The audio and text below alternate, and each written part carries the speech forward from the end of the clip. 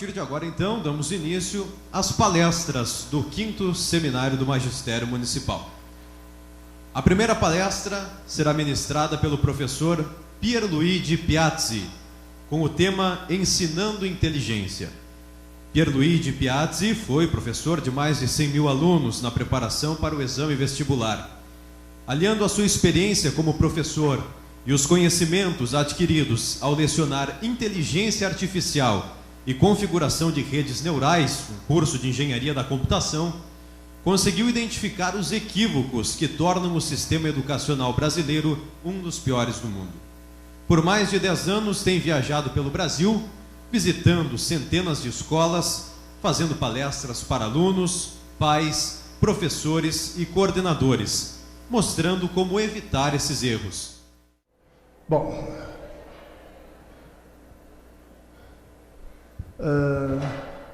para começar eu queria deixar claro uma coisa. Estão me ouvindo bem? Lá no fundo, bem?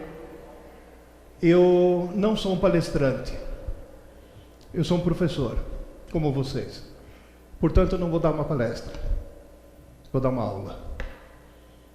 E nessa aula eu vou tentar mostrar uma coisa importantíssima: como funciona seu cérebro e como funciona o cérebro dos seus alunos. Infelizmente, no Brasil, nós temos, apesar das afirmações do MEC, um dos piores sistemas educacionais do mundo. O ensino brasileiro está numa situação catastrófica. E cá entre nós, não estava.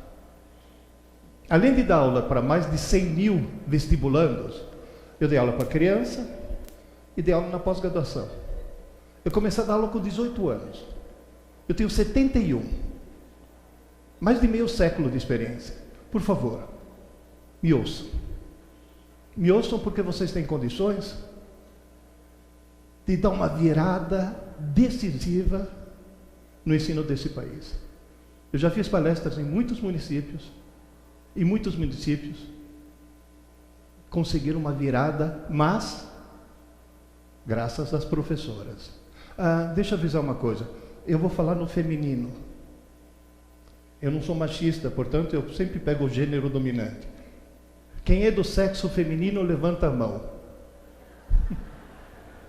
Então não preciso falar mais nada. Professoras, o futuro está na mão de vocês. Eu vim propor aqui um novo paradigma. Ou seja, as últimas descobertas na área de neurociências, estudo do cérebro, para melhor compreensão dos processos cerebrais por ocasião da aprendizagem. O que está escrito aqui em cima? Um novo paradigma. E aí me surge uma pergunta. Novo? Eu cheguei no Brasil em 1954. Já entrei no 2º ginasial. Uma escola maravilhosa. A escola brasileira era fantástica. As professoras não tinham pedagogia. Elas faziam normal, magistério, era um curso técnico. Aí faziam concurso. Aí eram lotadas em alguma cidade por aí. Sabe qual era o salário de uma professora? Idêntico ao de juiz de direito. Quando se compunha a mesa, vinha o prefeito, o médico, o padre e a professora. Era autoridade. Ela ganhava tão bem que tinha uns caras pilantras, bonitões, que seduziam a professora, a engravidavam. Naquela época tinha que casar. Aí o cara casava e nunca mais na vida precisava trabalhar. Ou seja, o cara dava o golpe da barriga, quem dava é o cara. Não? Era o chamado chupim. Na realidade, a escola funcionava. Eu gostaria que vocês gravassem um instante essa foto, que é dessa época, E mais adiante eu vou explicar para vocês o porquê dela. Eu dei aula durante muito tempo de inteligência artificial e configuração de redes neurais. Na face da Terra existem duas coisas capazes de processamento lógico, que são o computador e o teu cérebro, e o do teu aluno. O computador é extremamente rápido e é um idiota. O cérebro humano é extremamente lento e é um gênio. Quer dizer, nós temos um idiota rápido e um gênio lento. Eu sei que vocês conhecem algumas pessoas lentas, porém idiotas, mas isso já é um caso todo especial. Normalmente elas são eleitas, mas tudo bem. Na realidade, de tanto usar o idiota de forma idiota, estamos transformando o nosso gênio em idiota. As pessoas não sabem mais fazer conta de cabeça. As pessoas não sabem mais se orientar sem um GPS. Sem a tecnologia. Vai. Entra num supermercado e tenta obter o troco se o sistema caiu. Você não vai conseguir. Não adianta. A tecnologia está atrofiando funções cerebrais. E olha que é uma pena, hein? Os meus alunos da engenharia da computação calcularam quantos computadores de última geração eu deveria ligar em rede para obter o hardware de um cérebro. Deu aproximadamente 15 mil. Por favor, outra coisa. É palestra ou aula? Então não pode conversar. Se conversar, eu ponho para fora.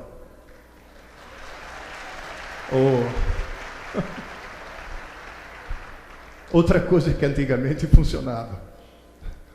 Queridas e queridos, sabe o que quer dizer 15 mil computadores? Que no fundo, todo ser humano é um gênio. Quer dizer, alguns bem no fundo, mas no fundo, todo ser humano pode ser qualquer coisa. 15 mil computadores é algo fantástico. Não é um número chutado, não. O cérebro humano tem uma capacidade incrível e é altamente reconfigurável em qualquer idade. É claro que numa criança é muito mais rápido, mas no adulto, gente, eu tenho 71 anos, estou me reconfigurando até agora. Gente, o cérebro humano só que tem um problema. Veio sem manual de instruções. Na realidade, se eu quero programar um computador, é fácil, é só aprender uma linguagem de programação. E se eu quero programar um cérebro? Qual é a linguagem de programação que eu preciso aprender para programar meu cérebro? Você não precisa aprender, você já sabe. É a linguagem falada. Eu fiz um curso de pós-graduação na USP de psicolinguística. Não foi muito bom, mas teve uma frase que eu gravei. Um dia a professora chegou e falou: lembrem-se, o ser humano não fala porque pensa. O ser humano pensa porque fala. E é verdade. A maneira com a qual a gente fala é a maneira com a qual a gente pensa. É impressionante. Eu chego para alguém e falo, sei lá, você fala inglês? O cara não fala. Ele pode me dar duas respostas. Ele pode dizer, eu não falo inglês. Ou, eu ainda não falo inglês.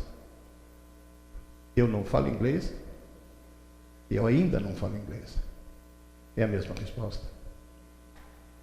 Pensou do mesmo jeito. Falou diferente e pensou diferente. Isso tem uma consequência terrível, hein?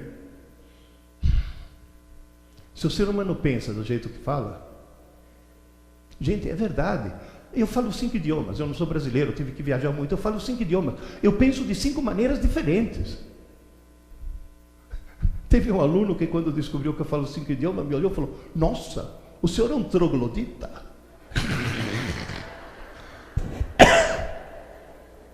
Vocês me desculpem. Ao longo da palestra eu vou tossir muito, porque eu estou com pneumonia. Eu vim de São Paulo com pneumonia. Sabe por quê? Porque professor não falta. Cuidado. Essa é outra coisa que vocês têm que lembrar. Se o sindicato quiser força, eles têm que parar um pouco com esse absenteísmo que pinta na coisa, né? Na realidade, se eu falo do jeito que eu penso e penso do jeito que eu falo, quem fala errado, pensa errado. São as chamadas armadilhas da língua. Tem várias. Veja bem, a armadilha não é falar nós vai ou a gente somos. Isso até presidente da República fala assim. Falar errado é considerar sinônimos coisas que não são. Por exemplo, aqui no Brasil, confunde inflação com alta de preço. Os preços estão aumentando 6%. A inflação está da ordem de 30%. Só que escondem. Você vai dizer, alguém lucra com isso? Sim, os bancos, né? Confundir lixo com poluição. Confundir exame com concurso. Tem gente que fala, exame e concurso não é a mesma coisa? Eu falo, não. No exame você tem que ir bem. No concurso você pode ir mal, desde que os outros vão péssimos. Então não é a mesma coisa. Confundir educar com instruir. Queridas, parem de falar, porque nós educadoras. Educador é pai e mãe. Educação é coisa que vem de casa. Porque você fala, eu sou um educador. O pai olha e fala, opa, vou terceirizar. Para com isso. Na Itália, de onde eu vim, não tem Ministério da Educação. É Ministério della Pubblica Istruzione. É Ministério da Pública Instrução. Não é educação, não. Confundir político com estadista. Qual é a diferença? Simples. Estadista é alguém que se preocupa com a próxima geração. Político é alguém que se preocupa com a próxima eleição. São coisas bem diferentes. Confundir racismo com discriminação. Mil confusões. Desculpem mais uma vez. Acho que eu vou fazer uma coisa. Depois eu ligo novamente. Na realidade, tem uma armadilha que eu até desconhecia, porque em italiano não existe. A jornalista da Folha de Londrina chegou para mim e falou, professor Pierre, por que o sistema educacional brasileiro é um dos piores do mundo? Eu dei uma resposta que para um italiano é óbvia. E descobri que para o brasileiro não. Ela achou tão estranha que colocou na primeira página. Olha, fiquei famoso, estou junto com o Lula e com o Obama. A frase é: o Brasil tem milhões de alunos e pouquíssimos estudantes. Ela até achou estranha, falou, mas como assim? Por que isso prejudica a qualidade do ensino? Eu falei, simples, porque os pais brasileiros, os alunos, os professores, querem que os filhos sejam bons alunos. Ela me olhou e falou, e? Eu falei, querida, você sabe o que um bom aluno faz? Vai bem nas provas, tira boas notas, passa de ano, obtém um diploma e não aprende nada. O desgraçado não consegue aprender nada, porque quem aprende não é o bom aluno, é o bom estudante. Esse é o grande, gigantesco equívoco do nosso sistema educacional. Quem consegue? Gente, vocês vão dizer, como é que você filma? Gente, eu dei aula para 100 mil alunos do cursinho pré-vestibular. Alunos que vinham lá em São Paulo, vou citar nomes, mas talvez alguns conheçam. Do Santo Américo, do Bandeirantes, do Dante Alighieri, do São Luís, das melhores escolas de São Paulo. Chegavam nas minhas mãos no cursinho, mentalmente virgens. Pelo menos mentalmente. Sem saber absolutamente nada. Sabe por quê? Boletim azul. Foi um bom aluno. E foi um péssimo estudante. Até a jornalista ficou perplexa, falou, professor, não estou entendendo. Qual é a diferença? Falei, simples. Aluno é alguém que assiste às aulas. Estudante é alguém que estuda. Ué, quem está assistindo a aula não está estudando? Eu falei, claro que não. Essa é outra armadilha. Quantas vezes você escutou, ou você mesmo falou, meu filho estuda de manhã. De manhã ele assiste às aulas. Assistir às aulas e estudar não é a mesma coisa. Assistir às aulas é coletivo e passivo. Numa aula expositiva, quem trabalha é o professor, o aluno presta atenção, quando presta. Coletivo, o que quer dizer isso? Um professor para vários alunos. Quem é alfabetizador aí? Levanta a mão. Quantos alunos tem na sua turma? 5? 25? Meu Deus. Bom. Sabe quantos alunos eu tinha no cursinho? 200. Cada turma minha tinha 200 alunos e nunca precisei colocar um aluno para fora de sala. Tá certo que em 2 eu tive que bater, mas nunca coloquei um aluno para fora de sala. Tem gente que pergunta, você bateu mesmo? Bati. E o que te aconteceu? Nada. O Estatuto do Idoso é soberano. Quero nem saber. Olha a cara de inveja de vocês. Qual é o contrário de coletivo? Contrário de coletivo? Individual. Contrário de passivo?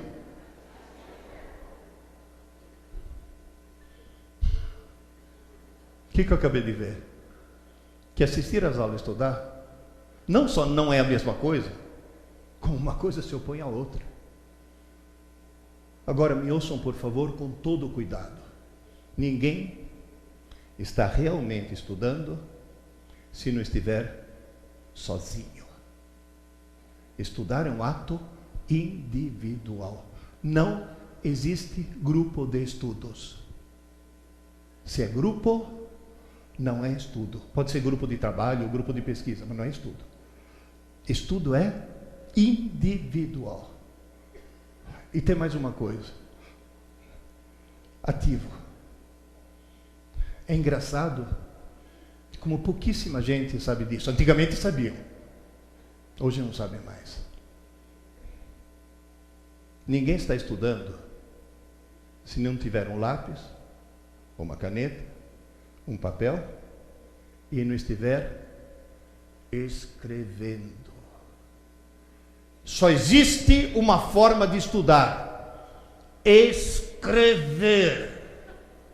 Mas estou lendo um texto de geografia. Não estou estudando geografia. Não, você está lendo e não vai gravar nada. Como é que eu faço? Pega o texto, pega um lápis, pega um papel. Toda palavra importante, escreva. É importante? Escreva. E como é que eu sei o que é importante? Simples. Na hora de escrever, faz de conta que você está preparando uma cola. Na hora de preparar a cola, surge um poder de síntese lá dentro, em que você descobre o que realmente é. Vocês nunca passaram pela experiência de preparar uma cola tão bem feita que você não precisou puxar? Porque você escreveu. E cuidado, hein? Eu disse escrever e não digitar. Se você escrever, vai para o teu HD. Se você digitar, vai para o HD do computador. E na hora de fazer um exame, qualquer coisa, um concurso, o computador que você leva é esse. Professor Pierre, não é mais prático digitar? Não. Você não está em busca da praticidade. Você está em busca da eficiência. Quer gravar? Escreva. Você vai dizer, tem provas disso? Tem. Agora, aguenta Eu sou físico e químico.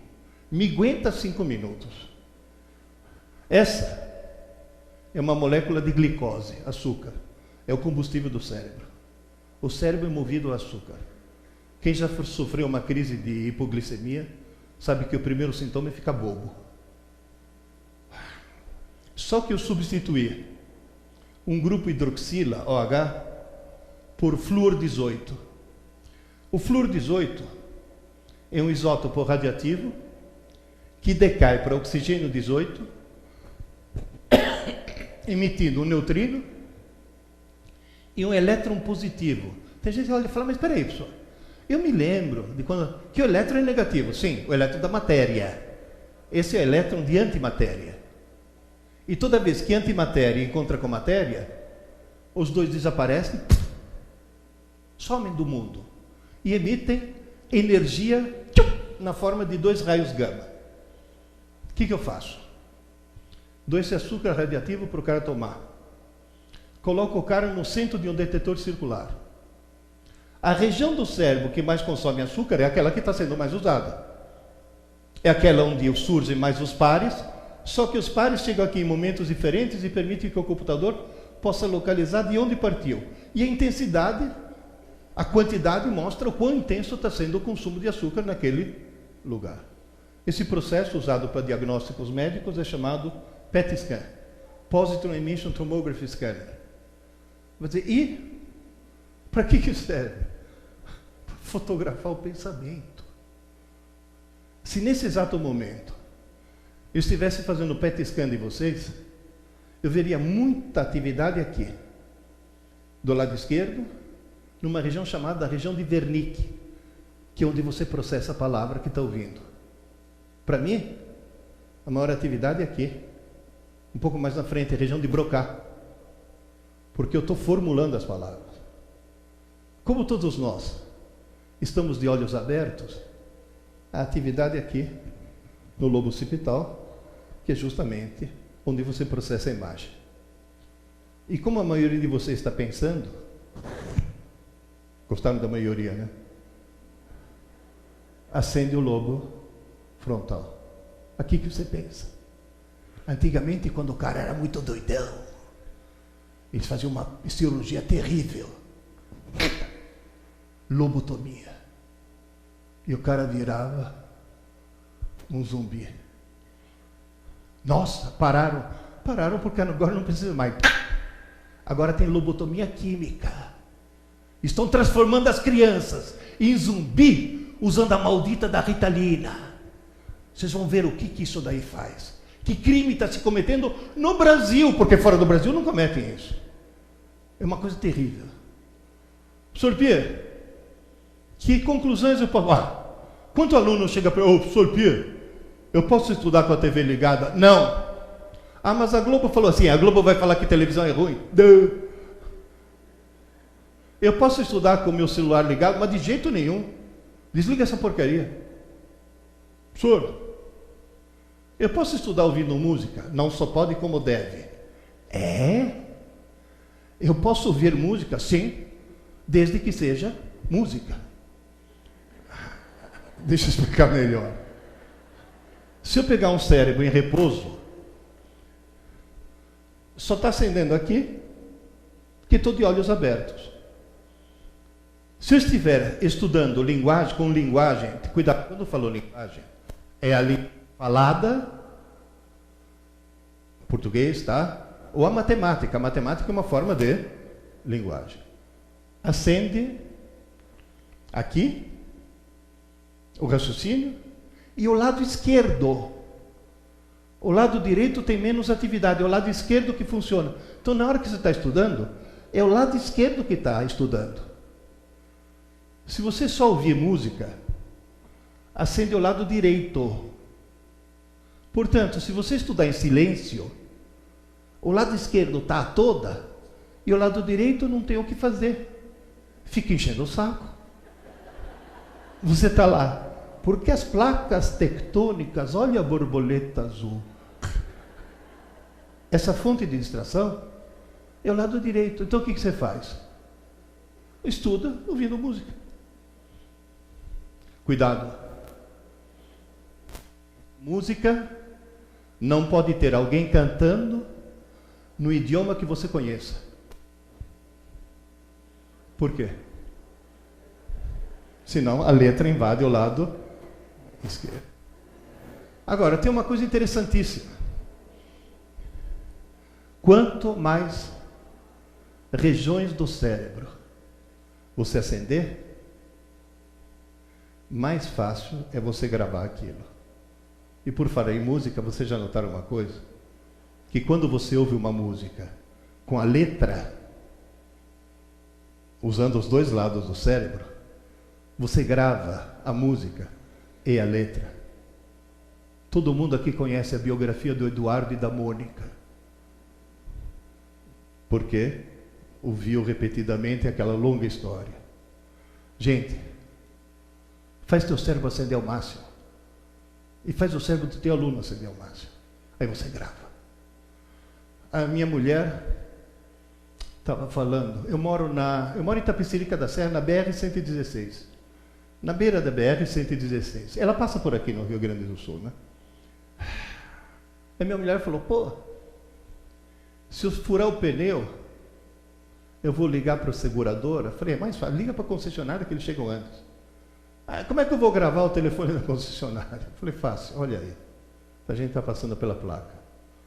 0800 70 90 116. Ele falou para mim, como é que eu vou gravar? Simples. Precisa fazer esforço para gravar o 0800? Ele falou, não, todos começam assim, ótimo. Quais são os 3 últimos algarismos? 116. Estamos aonde? Na BR 116. Então, o começo e o fim. Não, é que minha mulher é loira, tem que fazer um certo esforço para. Brincadeira, viu? Não, as loiras são muito espertas. Por que toda loira, quando vai dormir, coloca na mesinha de cabeceira um copo cheio de água e um copo vazio? Porque à noite ela pode ter sede ou não. Então, ela é bem prevenida, entendeu? Ela planeja bem as coisas. Agora, aí a minha mulher chegou e falou, e como é que eu decoro o miolo? 7090. Eu falei, simples, monta uma imagem. Falou o que, por exemplo? Imagina que você está num barquinho, a vela, tentando chegar numa ilha, e você não consegue, porque a vela está murcha. Você ainda está no meio de uma calmaria. O barquinho não anda. Você quer chegar na ilha, mas ele não anda. A vela está murcha. Ela olhou para mim e falou, se você quer chegar e não consegue porque a vela está murcha, isso significa o quê? Que você tenta, mas não venta. 70, 90. Nunca mais ela esqueceu lá, porque acendeu muita coisa. Agora atenção, eu vou escrever manuscrito BA. Olha a quantidade de micromovimentos que meu córtex motor tem que produzir para escrever isso. Acende um monte. Agora eu vou digitar. B-A. Não acende quase nada.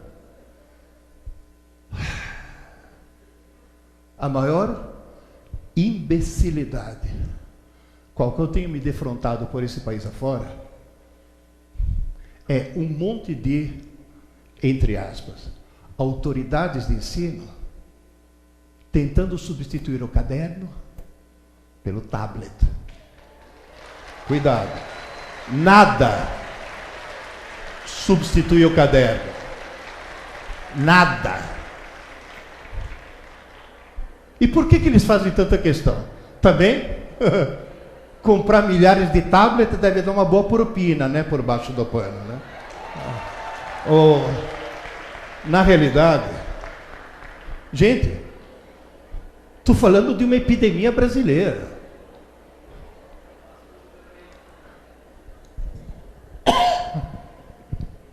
Agora eu vou falar um pouco do olho.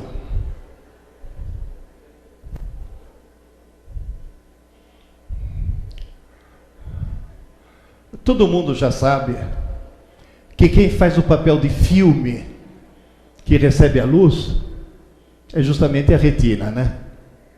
A retina tem uma característica estranha. Ela tem dois tipos de células. Tem dois tipos de células que recebem a luz: o bastonete e o cone. O bastonete enxerga em preto e branco e é muito sensível à luz. É o que permite a visão noturna. O cone enxerga as cores, mas para que enxergue precisa de muita luz. Por isso que à noite todos os gatos são pardos, que só se vê em preto e branco, você não consegue ver as cores. Na retina, a parte central tem mais cones, a parte periférica mais bastonetes. Na realidade, tem três tipos de cones: os que vê o azul, os que vê o verde e os que vê o vermelho.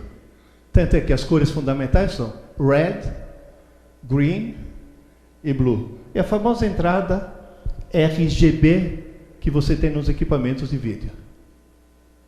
Todo equipamento de vídeo não produz branco, produz três cores. Somando as três, é que teu olho entende isso como se fosse branco. Na realidade, é na parte central que você tem mais cones e na parte periférica muitíssimo mais bastonetes. Olha aí. Eu tenho um cone que recebe o red e o green do lado. Se eu tenho vermelho e verde simultaneamente, o meu cérebro interpreta isso como amarelo. Se eu tenho o verde e o azul um perto do outro, meu cérebro enxerga como se fosse cian. E o vermelho e o azul dão magenta, que são justamente as cores complementares. Somando essas três luzes, dá branco. Somando esses três pigmentos, dá preto. Como que meu olho está acostumado a ler? Por exemplo,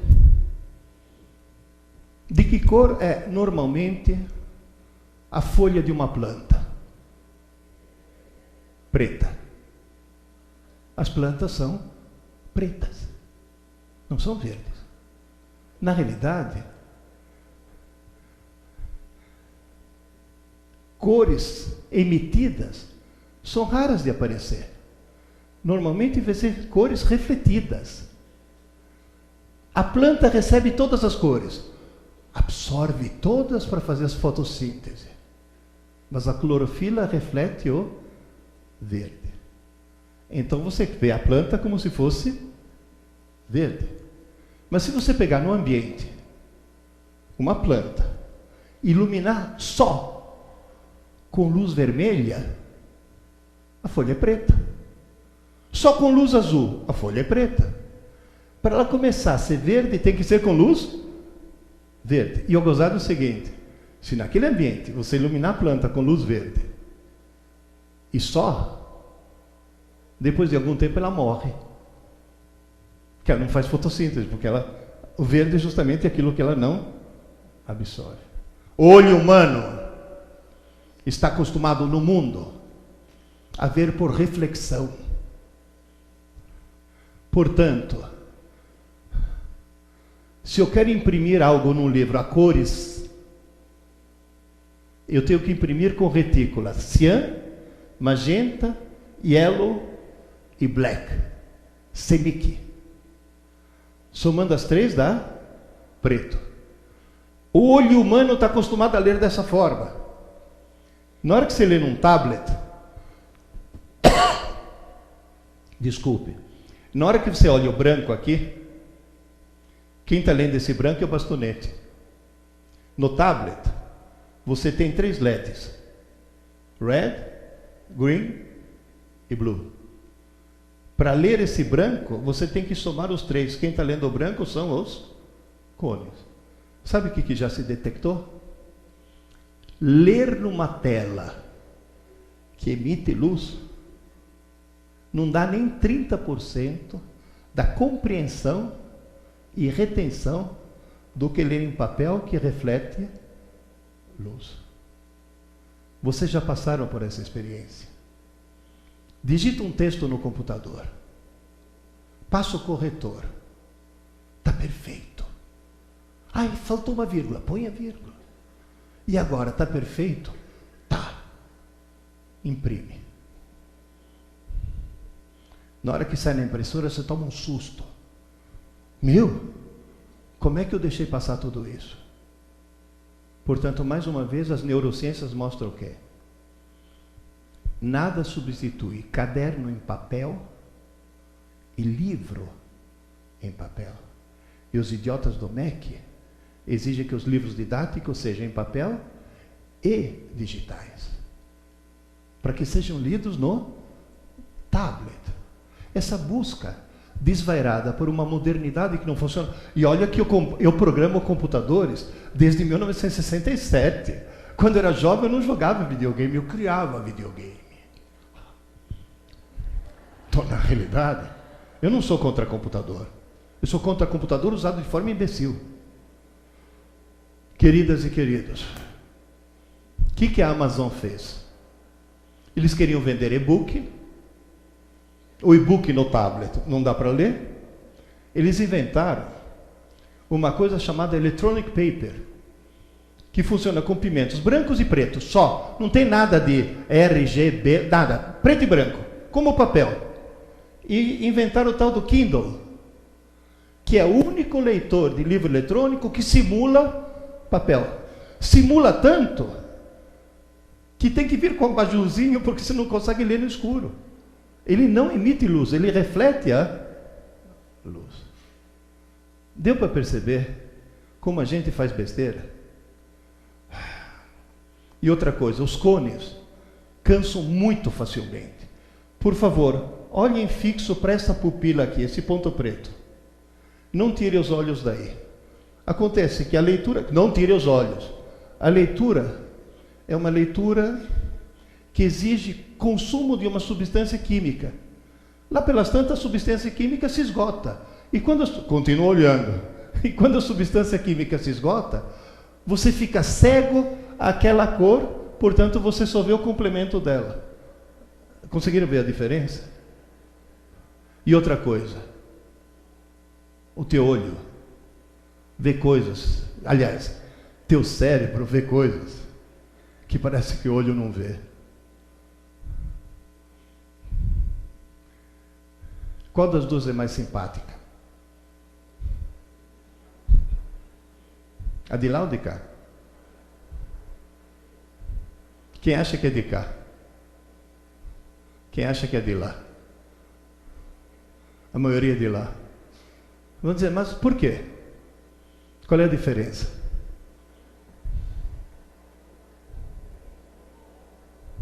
A pupila está dilatada. A foto foi retocada para que a pupila fosse dilatada. E pupila dilatada significa o quê? Aceitação, atração.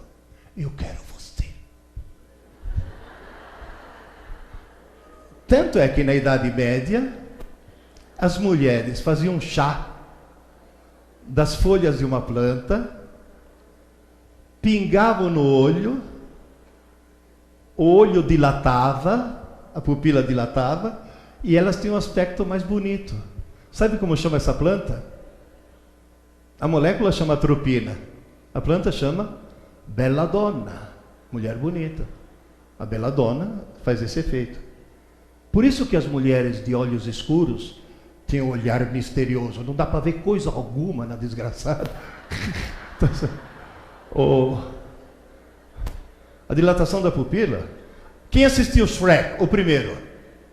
Quem lembra do gato de botas? Lembra a dilatação da pupila, né? Só para encerrar esse pedaço, um amigo meu, médico,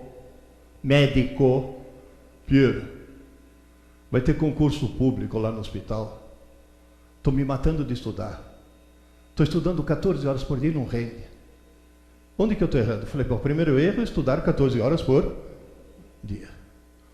Eu vou na tua casa e vou ver como é que você está estudando. Enquanto eu estava vendo os livros dele na biblioteca, ele lá estudando, eu falei, pode parar, pode parar. Você não está estudando 14 horas por dia. Você está jogando no lixo 14 horas do teu dia, todo dia. Ele falou, por quê? Quando você chega no fim, você já não esqueceu o começo? Ele falou, você só está lendo. Ué, ler não é estudar, não. Estudar é escrever. Ah, mas escreva. Eu falei, opa, deixa eu ver o caderno. Filho, caderno é coisa do passado. Agora estou fechando tudo no meu notebook. Falei, isso, sua besta. Agora você pega teu notebook e manda fazer exame no teu lugar, né? Peguei o notebook dele, joguei no lixo, suavemente, né? Que sabia que ele ia pegar de volta. Entreguei um lápis e algum tempo depois eu recebi um e-mail. Pia, você mudou minha vida. Tudo que estava no notebook, eu passei para o caderno. Incrível! Agora eu não consigo mais esquecer as coisas. Note que ele não falou, agora eu consigo lembrar, agora eu não consigo mais esquecer. Assim como vocês não vão esquecer o telefone da concessionária. Não dá. Gente, escreva. Agora, teve uma mãe, isso faz 12 anos, estava fazendo palestra para pais, um pai me fez uma pergunta, estava respondendo, uma mãe levantou a mão. Eu também tenho uma pergunta. Falei, ótimo, já vou responder. Estava terminando com o pai, ela levantou a mão de novo. Mas eu também tenho uma pergunta. Falei, não, eu entendi, eu já vou responder para a senhora, só um instantinho. Tentei terminar, ela ficou de pé. Agora é minha vez, agora é minha vez.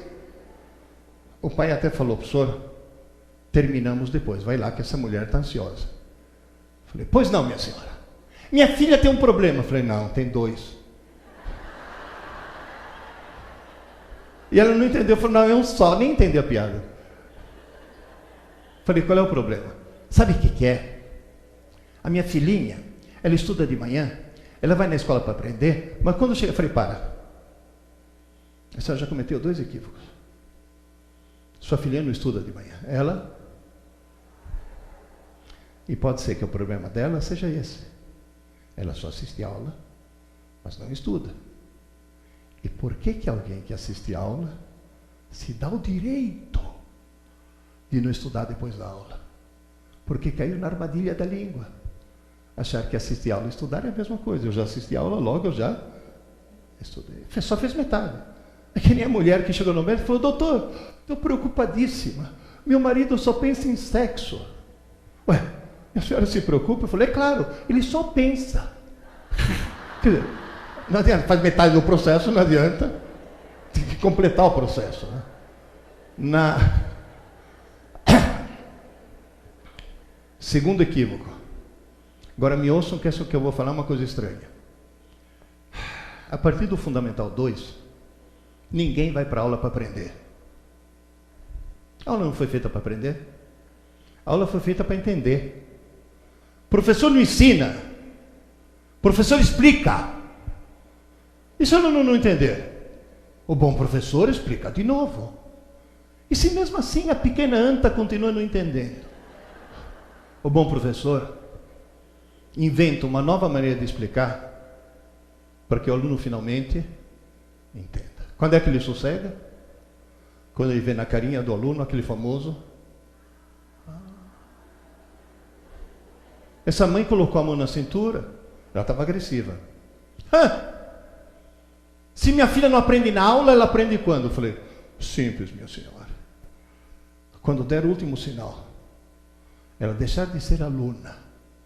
Se ela for para casa, em casa ela virar estudante. Esse é o momento no qual ela aprende.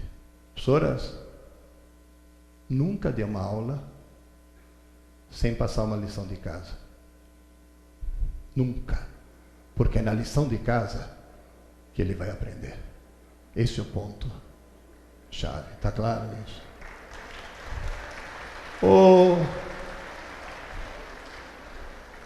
Ela virou para mim e falou: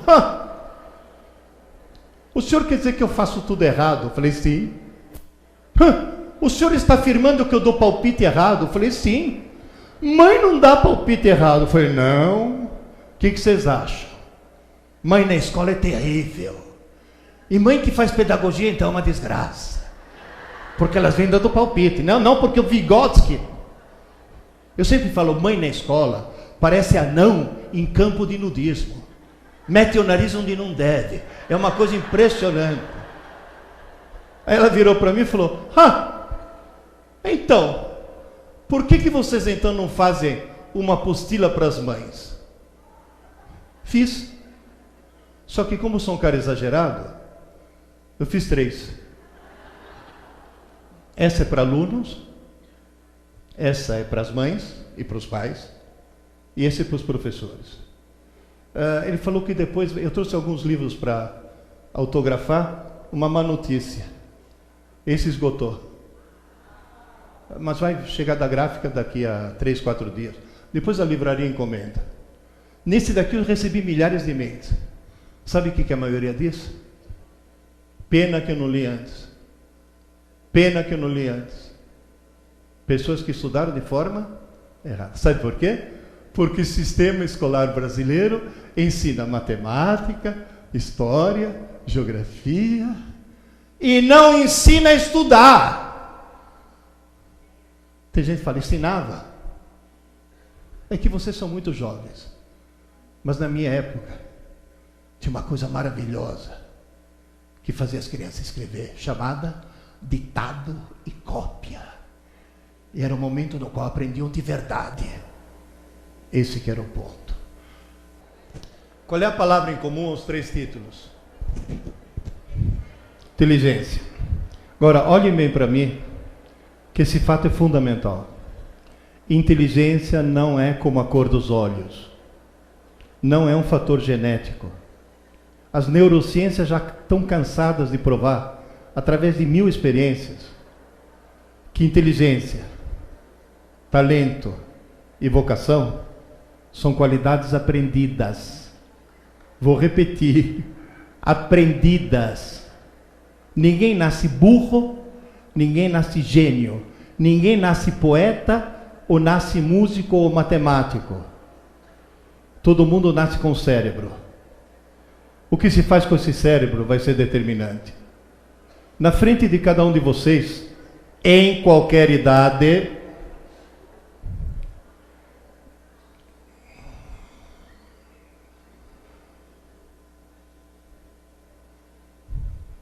vocês já repararam uma coisa? Que silêncio já era silêncio? Em qualquer idade, qualquer um de nós pode subir um degrau ou descer. A inteligência é móvel. Eu posso aumentar gradualmente, como eu posso diminuir gradualmente. Só que tem um problema.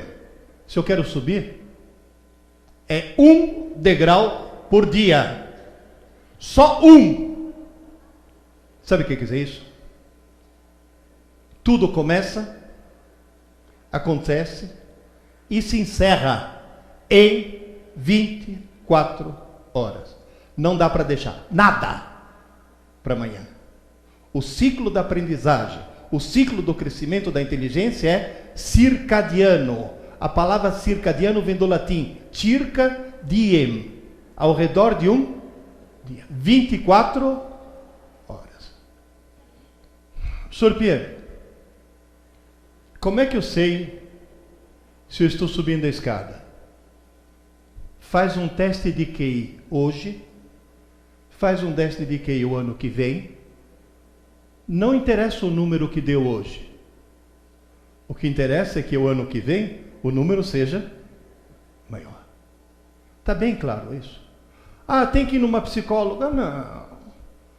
Pede um teste de QI no Google. Aliás, outro dia descobri que o Google é mulher. Não te deixa nem terminar a pergunta que já dá um monte de resposta. É típico. Nem deixa terminar. É que as mulheres têm uma lógica. Vocês têm até olho diferente. Vocês viram os cones? Vocês sabiam que vocês têm mais cor do que os homens? Vocês percebem as cores muito melhor que a gente. Você chega para uma mulher e fala, ó, aquela blusa cor-de-rosa, ela te olha e fala, cor-de-rosa não, fúcsia. Só Deus e uma mulher sabe o que é fúcsia. Na realidade, você faz um teste de QI, mas peça um teste de QI não verbal. Aqueles baseados em figurinhas. Porque aí você exclui alfabetização, você exclui tudo. Você tem que descobrir regras. E na hora de obter um número, pode ser um número muito baixo, pode ser um número muito alto. Se você colocar o número do QI aqui, e aqui o número de pessoas que têm um certo QI, você pode notar que tem pessoas que têm um QI muito baixo, tem pessoas que têm um QI muito alto, e a maioria está em torno desse pico. Na hora de fazer um teste de QI, por amostragem, da humanidade como um todo, se determinou que o QI médio é 100. Quem tem QI 100 é mais inteligente que metade da humanidade. Em compensação, é mais burro do que a outra metade. Portanto, não é muito bom estar na média. Fizeram um teste de QI na população da Inglaterra. Os ingleses, que é o padrão mundial. População do Japão. Antes de eu continuar, lembre-se. O cérebro de um japonês, biologicamente, é idêntico ao cérebro de um inglês. No entanto, o QI médio dos japoneses deu muito acima da média. O que vocês concluem? Inteligência se aprende e o sistema educacional japonês faz subir a escada muito mais do que o sistema inglês. Brasil.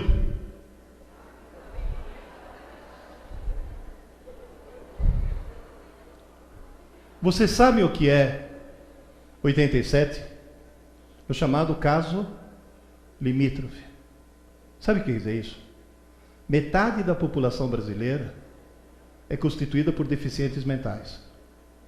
Vou repetir. Metade da população brasileira é constituída por deficientes mentais. Isso é uma coisa trágica. Tem gente que fala, mas por quê? Tem dois motivos. O sistema educacional brasileiro faz descer a escada. Qualquer pedagogia baseada em Vygotsky, Piaget e Paulo Freire é uma desgraça, faz descer a escada. Isso é uma coisa assim, as neurociências trombam, ou seja, a ciência de verdade, não o achismo, a ciência de verdade tromba com Vygotsky, Piaget e Paulo Freire. E quais são os três nomes mais endeusados nas faculdades de pedagogia? Vygotsky, Piaget e Paulo Freire. Pelo amor de Deus! Nós fazemos descer a escada. Mas tem um motivo mais grave. Se vocês olharem,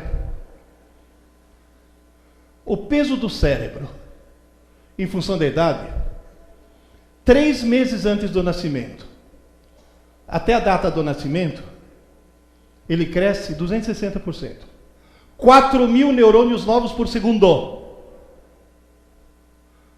Do nascimento até 1 ano, mais 175%. De 1 ano até 2, 18.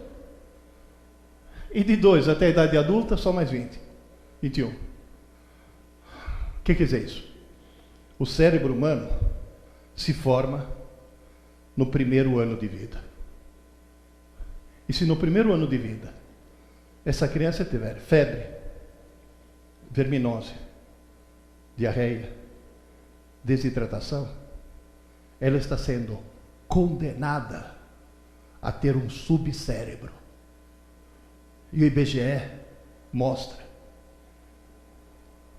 que quase metade das crianças brasileiras vivem sem água encanada e sem esgoto, sem saneamento básico.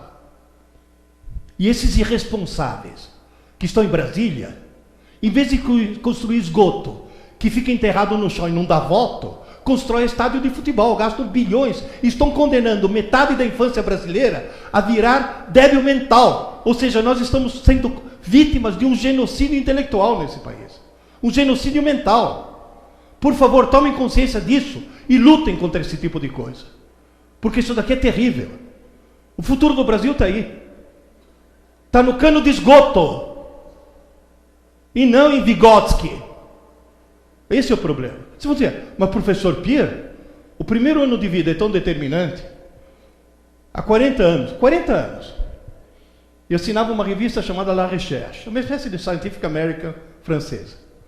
A revista publicou um artigo dizendo que astrologia é superstição, é palhaçada. A Associação dos Astrólogos Franceses processou a revista. A revista, para se defender, o que fez? Contratou o Instituto de Pesquisa e pesquisou um monte de gente em termos de inteligência, talento, vocação, caráter, profissão, blá, blá, blá, blá. E tabularam, em função do signo, para ver quais seriam as características de cada signo. Deu a mesma média em todos. Provaram cientificamente que o signo não influi absolutamente em nada. E tem mulher tão irresponsável que prejudica o feto, fazendo cesárea fora de hora, para garantir que o filho nasça no signo que ela escolheu. Isso é uma loucura. Teve uma aluna minha que ficou furiosa. O senhor não acredita em astrologia? Eu falei, claro que não. Eu sou de Aquário, nós de Aquário não acreditamos em astrologia. É uma característica do signo de Aquário. E o pior é que ela nem entendeu a piada. Ela falou, não, vocês que são mais esotéricos. Eu falei, deixa pra lá, vai. Só que, nessa pesquisa, surgiu uma coisa estranhíssima. Os nascidos em Capricórnio, Aquário e Peixes mostraram ter uma curva de QI deslocada para mais. Ou seja, os nascidos nesses 3 signos... Não, e pode tirar esse sorrisinho de seus lábios, que só os nascidos na França. Não, porque tem gente que estava se achando, né? Vamos dizer, professor Pierre, o que acontece com quem nasce na França, em Capricórnio, Aquário e Peixes? Nasce no inverno.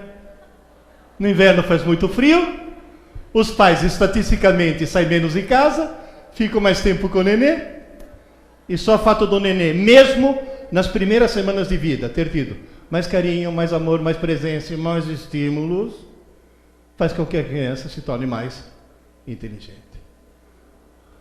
Sr. Pierre, e aqui no Brasil? Você sabe qual é o crime que vocês cometem? Galinha pintadinha. Quem deixa o filho na frente da Bepa ou da galinha pintadinha está condenando o filho a virar um deficiente mental, está claro isso? Estou falando sério. Ué, vocês sabiam que tem um programa que a Globo foi obrigada a tirar porque uma mãe provou em juízo que esse programa estava reduzindo o nível de inteligência da filha dela e não aumentando? Era um programa de sucesso. Teletubby. Criado por 2 pedagogas. 2 pedagogas inglesas. Queridas e queridos. Tem gente que fala, professor Pierre,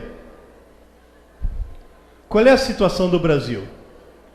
Vocês já ouviram falar num exame, uma espécie de Enem mundial, chamado PISA, a Organização para a Cooperação e Desenvolvimento Econômico, de 3 em 3 anos, eles pegam alunos de 15 anos, em vários países, fazem um questionário e submetem uma prova. Os alunos recebem notas e essa instituição faz o ranking da educação nos vários países. Já vou falar uma coisa do questionário. Todos os alunos, top de linha, de qualquer país, ou seja, todos os alunos que terão notas mais altas, eles foram ver no questionário se tinha alguma característica deles. Tem. Todos eles acesso à internet menos de 1 hora por dia. E a segunda característica, sabe qual que é? Todos eles adoram ler ficção não indicada pela escola. Não, eles fazem questão desse não indicada pela escola, primeiro porque a escola só indica coisa chata, mas principalmente porque o cara não está lendo por obrigação, está lendo porque ele é um leitor. Quando eu escrevi esse livro, que está esgotado, aliás, tinha um exemplar, já compraram. Quando eu escrevi esse livro, eu coloquei num capítulo uma coisa que eu vi no resultado de 2003.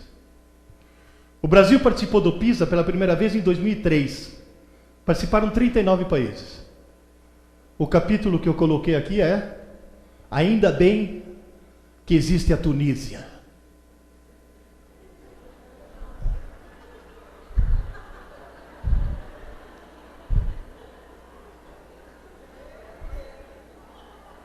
Meu Deus. Não! Se vocês ontem assistiram o debate na Bandeirantes, se você escutar a Dilma, o Brasil só está melhorando. Só está melhorando. A educação brasileira cada vez diz que o sonho de consumo dos brasileiros é morar no país que o PT está descrevendo agora nas eleições. Ou, na realidade, o melhor sistema é a Finlândia. Em 2002, as pedagogas finlandesas resolveram adotar o construtivismo. Mas iam aplicar em 2004. Em 2003 teve o PISA. Elas descobriram que o sistema que elas usavam, que não tinha nada a ver com o construtivismo, era o melhor sistema do mundo. Não usaram o construtivismo. Aliás, o construtivismo está destruindo qualquer sistema educacional no qual ele entre. Quantos construtivistas precisa para trocar uma lâmpada? Nenhum, porque quando a lâmpada se sentir pronta, ela se troca sozinha. Ora, nenhum sistema educacional vai funcionar nessa base. Isso é uma palhaçada total. Bom, queridas e queridos, na hora que o Ministério da Educação descobriu que a Finlândia é o melhor sistema do mundo, pegaram as pedagogas do MEC e mandaram fazer um estágio na Espanha. Sabe aquelas pedagogas que nunca seguraram um pedaço de giz na mão? Nunca entraram numa sala de aula com 25 alunos? Ficam lá no gabinete, tendo ataques de pedagorreia e ditando essas regras malucas. Bom, eu fui para a Finlândia. Nunca vá para a Finlândia no inverno.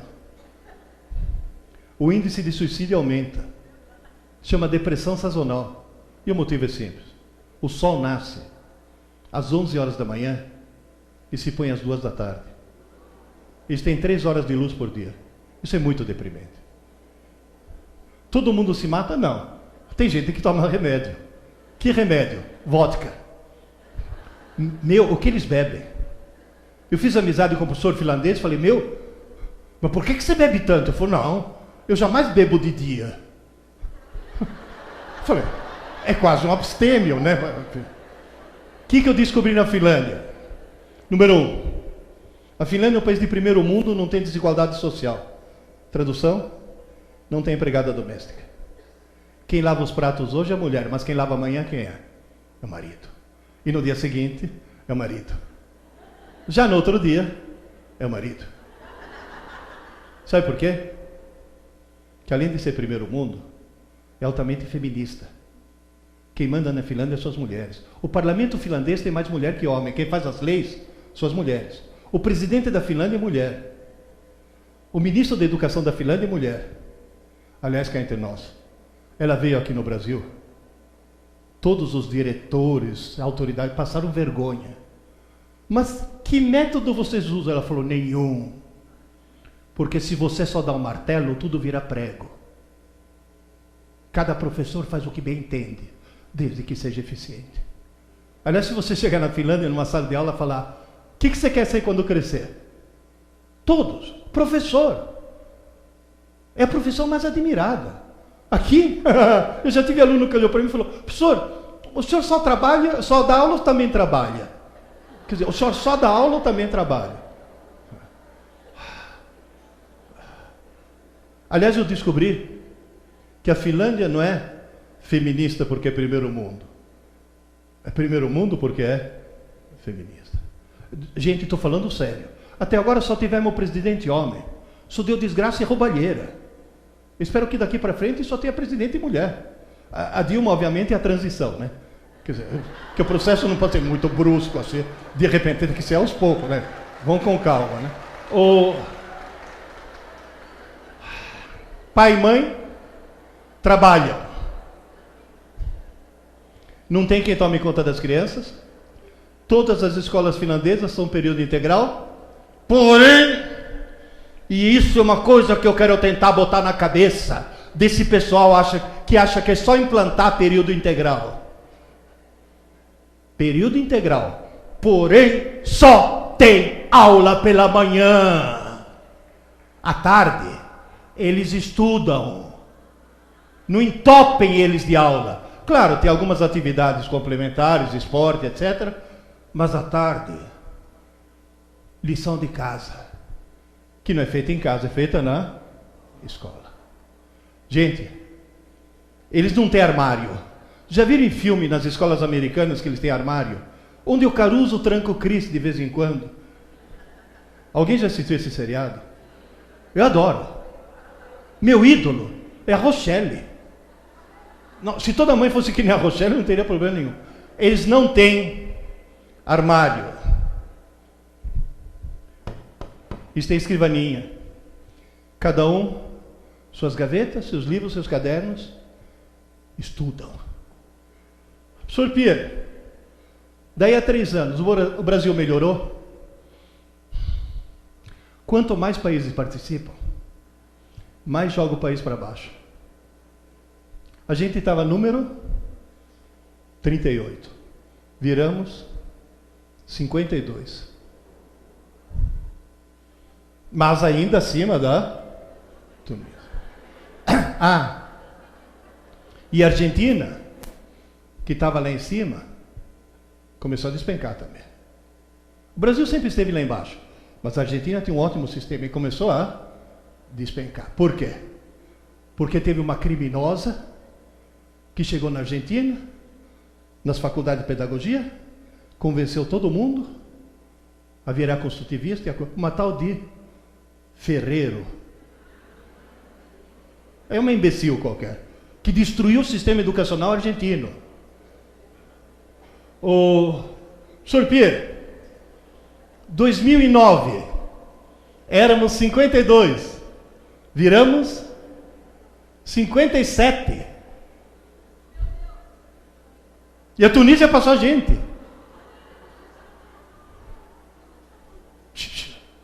E o governo falando que o nosso ensino está melhorando, né? Gente, isso são índices internacionais. É para acreditar? Gente, tirando essas duas bandeiras, todas as bandeiras que vocês veem aqui, e mais algumas, aliás, outro dia eu tive a paciência de pegar todas. Estão vendo essas bandeiras aí? São todas bandeiras de países onde eu já fui, pessoalmente.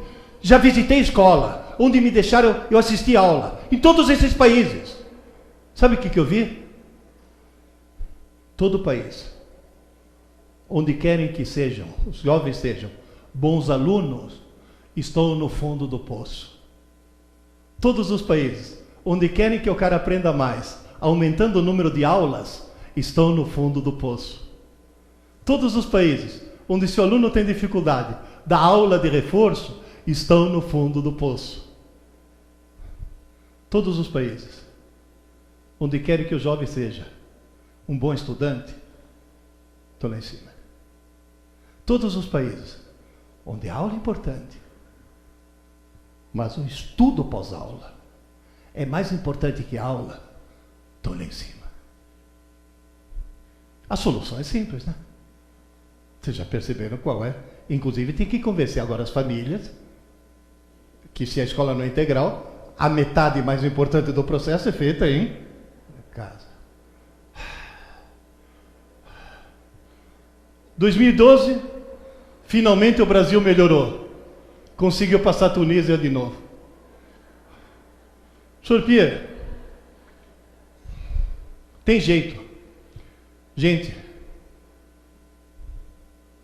acho que nos últimos 10 anos, eu não fiz essa conta, mas eu devo ter visitado, sei lá, umas 300, 400 escolas. De todos os tipos. De todos os tipos. Eu já fiz palestra descalço, que foi numa mesquita. Já fiz palestra de solidão, foi numa sinagoga. Já estou fazendo um monte de palestra em escola adventista, escolas católicas, escolas municipais. Dá para mudar. Tem muita escola mudando. Queridas, vocês podem vir à Finlândia amanhã. E está na mão de vocês. E das famílias, obviamente. Lembram? 1956. 1956. Aqui era o seminário de Taubaté. Aqui o internato. Eu estava preso aí dentro. No internato, como funcionavam as coisas? 5 aulas de manhã. Dava o último sinal. Os externos iam para casa. Nós internos íamos para o refeitório. A gente almoçava. 1 hora de digestão. E aí colocava a gente numa sala, onde cada um de nós tinha a sua escrivaninha, com seus livros, seus cadernos. Não podia ler gibi, não podia conversar e não podia dormir. Sabe o que a gente fazia? A lição. Queridas, em 1956, eu estava na Finlândia. O que eu aprendi nesses 2 anos que fiquei aqui dentro, 12 anos depois, teve questão de vestibular que eu matei com o que eu tinha aprendido aqui. Ou seja, dá para vir à Finlândia. Já fomos. Por que não voltasse? Agora, se você está perdendo o jogo, não precisa mudar os jogadores. Mude as regras do jogo. Faça com que seus alunos deixem de cometer 3 equívocos. Um é grave, um é muito grave e outro é gravíssimo. Equívoco grave. Os alunos não sabem mais se comportar. Agradeça quem? 2 coisas. ECA, muito bem intencionado e imbecilmente redigido. Foi uma coisa assim, a intenção era boa, mas nada mais perigoso do que um imbecil bem intencionado, né? O cara que fez cotas para negros era muito bem intencionado. Só que era um imbecil que aumentou o racismo no Brasil em vez de diminuir. A intenção era boa, só que discriminou, né? Não interessa se você discrimina para mais ou para menos, você está discriminando. Na realidade, o segundo motivo é a própria família. Antigamente, você ia numa escola rural, onde tinha uma heroína dando aula, com 4 lousas na mesma sala. Porque ela dava aula para 4 séries ao mesmo. Alguém já passou por isso? O professor, o pai chegava com o moleque. Sora, me ensina esse menino, chegava da roça, né? Me ensina esse menino a ler, escrever e fazer conta, que eu não tive essa chance, mas ele vai ter. E se ele aprontar, a senhora fala comigo que eu enquadro o moleque. Hoje, eu já vi em porta de escola a mãe chegar para a filhinha e falar: agora você vai assistir aula com essa bruxa. E se ela aprontar com você, você fala comigo que ela vai perder o emprego. Eu sempre falo, inteligência não é hereditária, burrice é. Porque filho de mãe burra normalmente fica burro. Não sabia se comportar. Vocês se lembram dessa charge, né? Antigamente era família e escola contra o pilantra. Hoje é família e pilantra contra a escola. É aluno que coloca o dedo no nariz do diretor. Coisa está feia. Vamos dizer, quais são as causas disso tudo? Agora me ouçam com cuidado. 3 meses antes de morrer, o Dr. Leon Eisenberg, que foi o cara que criou o protocolo de diagnóstico do famoso TDAH e preconizou o uso da Ritalina, confessou, antes de morrer, que ele inventou a doença para ganhar dinheiro da indústria farmacêutica. Ou seja, queridas e queridos, TDAH não existe. Não, mas não existe. Mas veja bem, não existe, não. O Hospital das Clínicas de São Paulo ganhou um PET scan, aquele que eu descrevi para vocês, né? Se o cara tiver realmente TDAH, que é um caso raríssimo, ele deveria apresentar uma atividade neural no lobo pré-frontal muito baixa. O Hospital das Clínicas testou um monte de crianças que usam Ritalina. Deu isso, não isso. Não eram crianças hiperativas, eram crianças mal-educadas. Mal-educadas, cuidado. No seguinte sentido, agora pelo amor de Deus me ouçam. Criança que não tem horário para dormir, não tem horário para acordar, não tem horário para comer, não tem horário para fazer lição. Ou seja, criança com a vida desorganizada apresenta os sintomas de TDAH. Ô professor, se não é Ritalina é droga, essa criança está sendo dopada. Mas se não der Ritalina, o que eu faço? Terapia. Ah, meu filho vai ter que fazer terapia? Não, é a mãe que tem que fazer terapia. Estou falando sério, porque é a mãe que não deu limite para a criança. É uma mãe que tem que organizar. Vocês sabiam que na França, onde as crianças têm horário para tudo, não tem uma criança que toma Ritalina? Os neurologistas franceses dão risada dos neurologistas brasileiros. Falam, esses caras são loucos, são criminosos. Precisa organizar. Se a criança na França, neném, se o pediatra falou que ele tem que mamar às 9 da noite, se ele começar a chorar às 8, a mãe deixa chorar até às 9. Porque o horário é às 9. Ele faz isso 3 vezes. Na quarta, ele chora às 9. Ou nem chora, porque a mãe já está lá. Organização.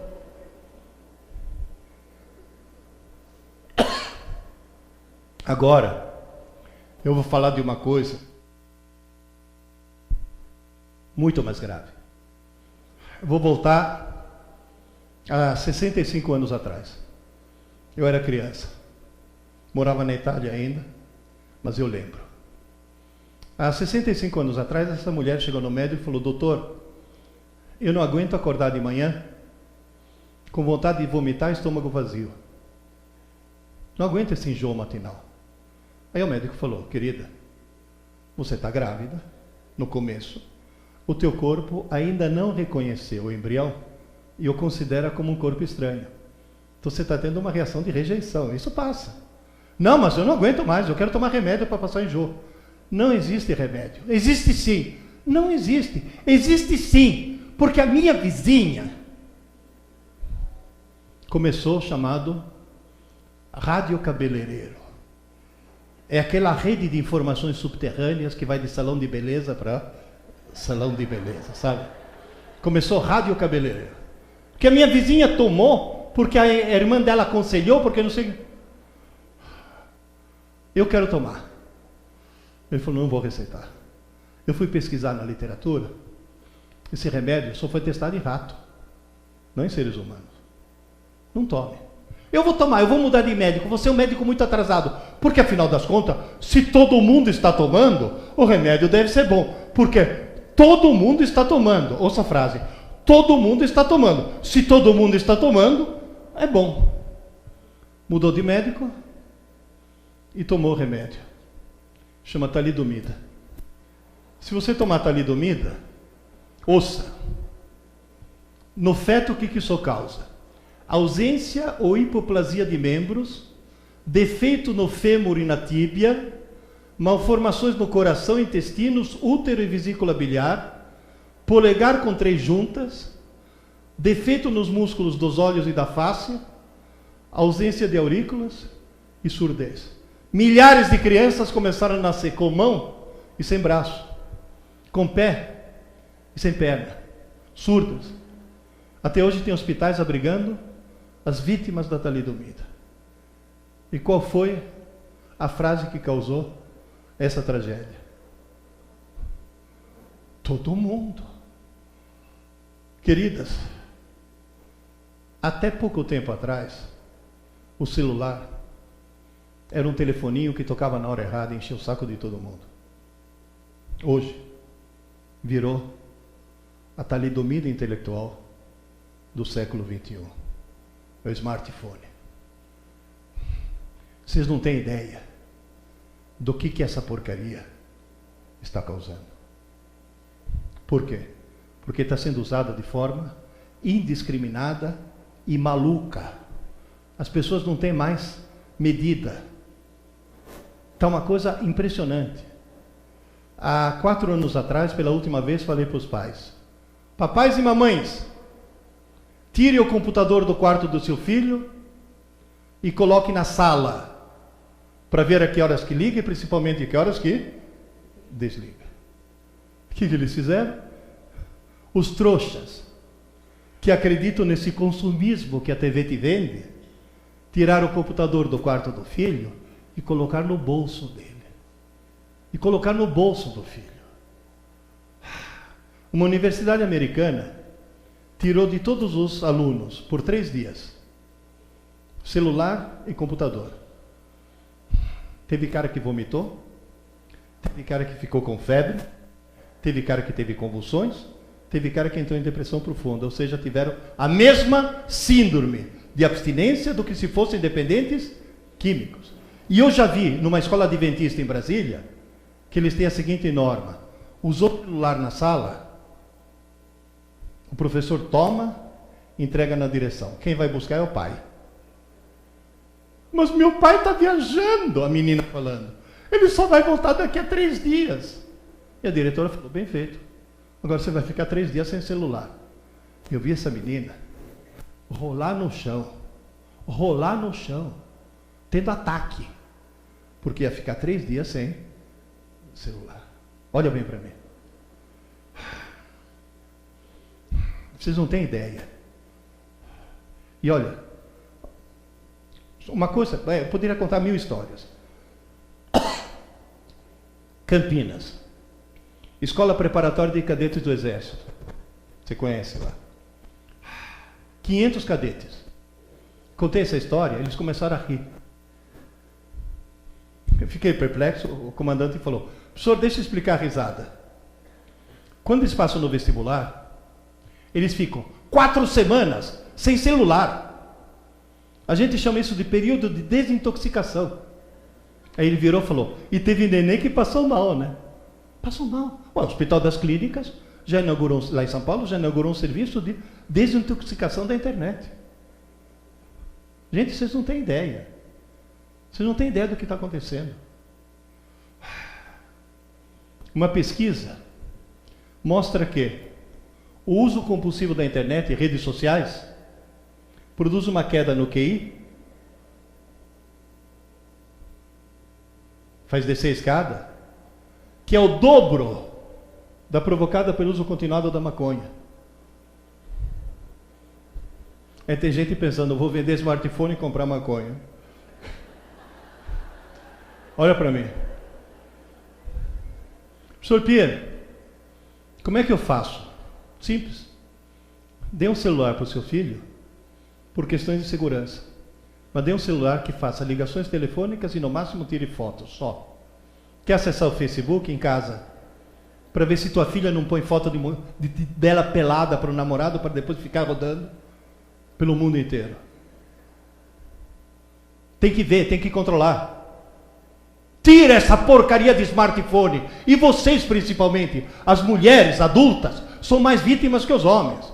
Porque com a história do smartphone, quando compraram essa imbecilidade, saíram do mundo real, entraram no mundo virtual. Agora você vê todo mundo assim.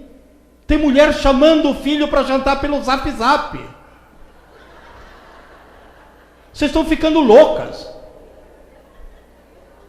Gente, vamos virar uma geração de imbecis.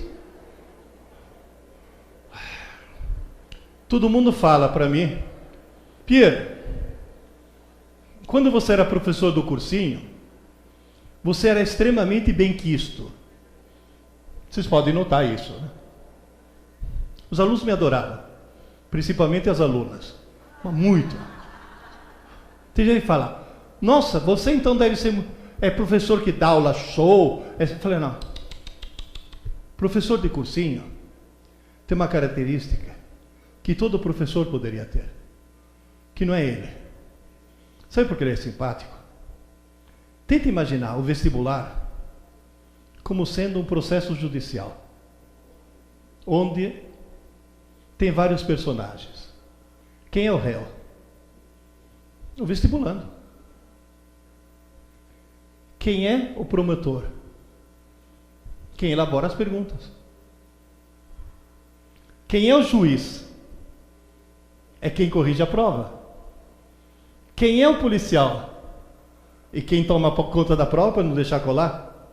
E agora atenção. Quem é o defensor? É o professor. Eu estou no mesmo lado da trincheira que ele. Eu estou lutando contra o inimigo comum. Sabe por quê? Porque quem elaborou a prova não fui eu. Quem corrigiu a prova não fui eu. E eu sou o cara que torce para que ele tenha o melhor resultado possível. Vocês percebem, gente? Se vocês conseguirem montar um sistema de que todas as provas não sejam aplicadas pelo próprio professor, mas sejam de fora, vocês conseguem um nível de simpatia que aumenta consideravelmente a eficiência.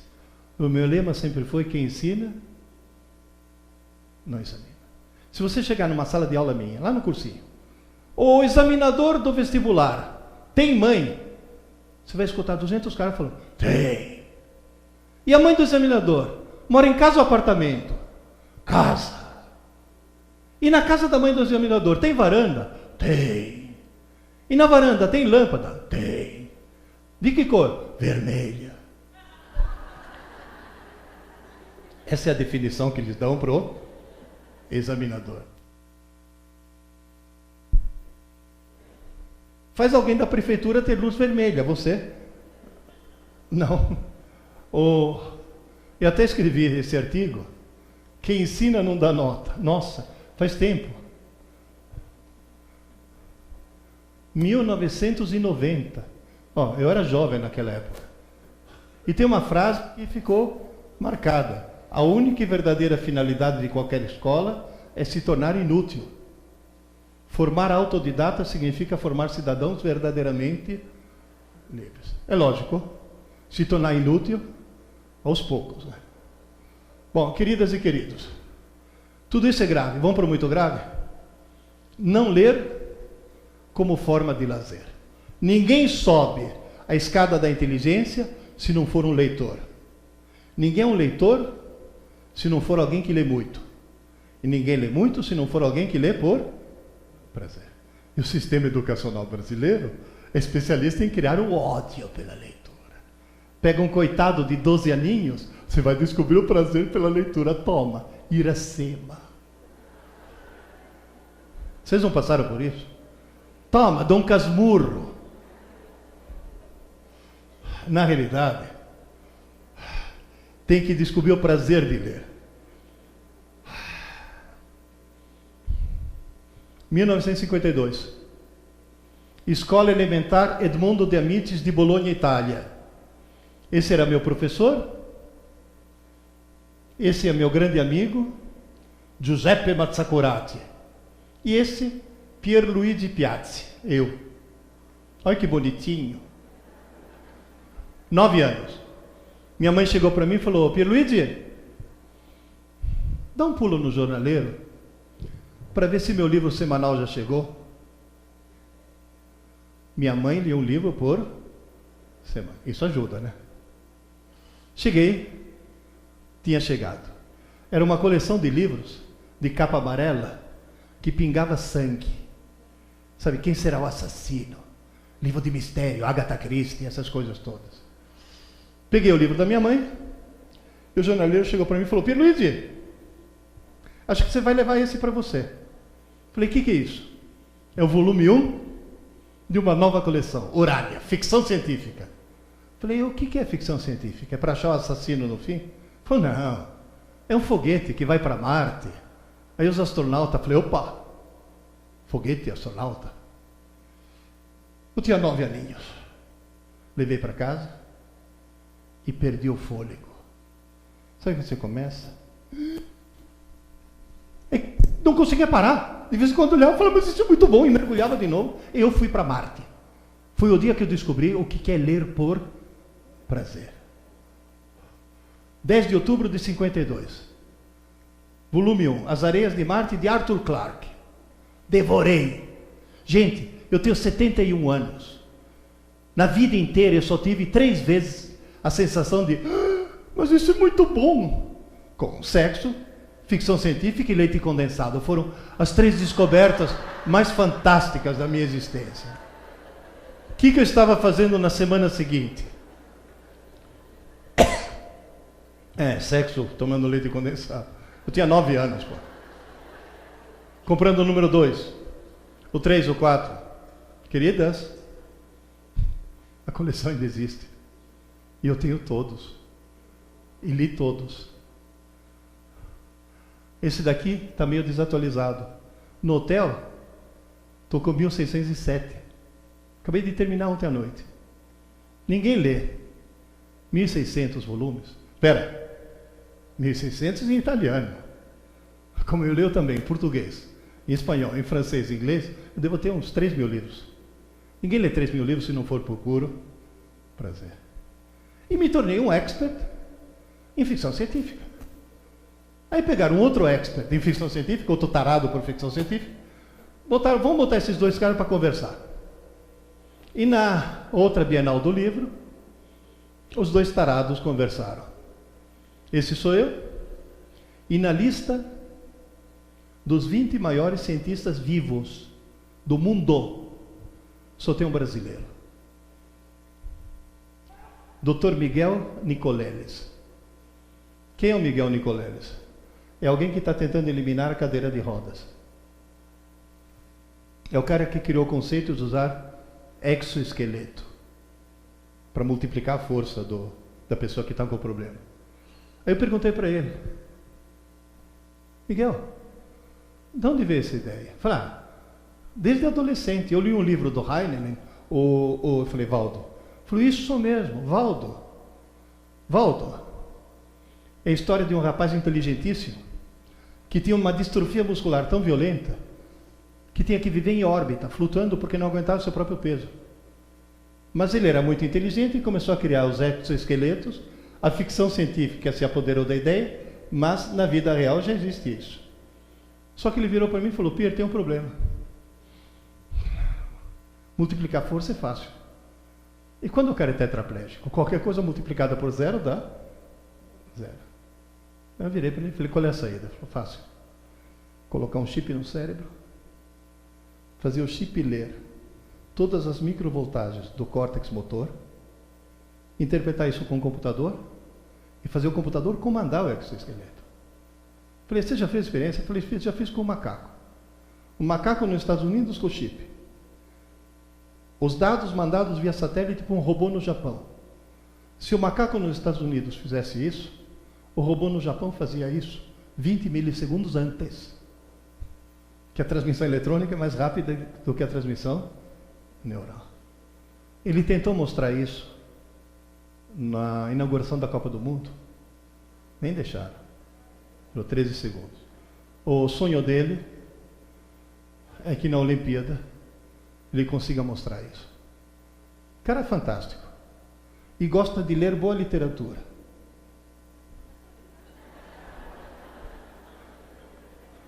Aí eu cheguei para ele e falei: Miguel, na hora de me despedir, Miguel, de onde veio tudo isso? Ele falou: Heinemann, Valdo, Aí ele virou para mim: e você? Por que você é físico? Arthur Clarke, As Areias de Marte. Entende para que serve a ficção? Agora você dá um casmurro para o cara, o que ele vai falar? Aí quando eu crescer eu quero ser corno. Que raio de inspiração Dom Casmurro pode dar para o cara? Meu filho tinha 15 anos. Pai, estou preocupado. Eu falei: o que foi, Adriana? Pai, eu descobri que não é que eu não gosto de ler. Eu odeio ler. Falei: que bom, obrigado, filho. Agora quem está preocupado sou eu. Pai, você lê muito? Eu falei: eu leio muito. Todas as minhas irmãs lêem muito. Eu falei: todas as tuas irmãs adoram ler. Todos os meus irmãos também lêem muito. Eu falei: todos os seus irmãos também adoram ler. Pô, pai, eu sou o único da família que não lê. Será que eu vou ficar burro? Eu falei: não, meu filho, você já é. Porque quem não lê é uma besta. Mas eu já li um livro, com 15 anos, indicado pela escola. Eu fui ler o tal livro.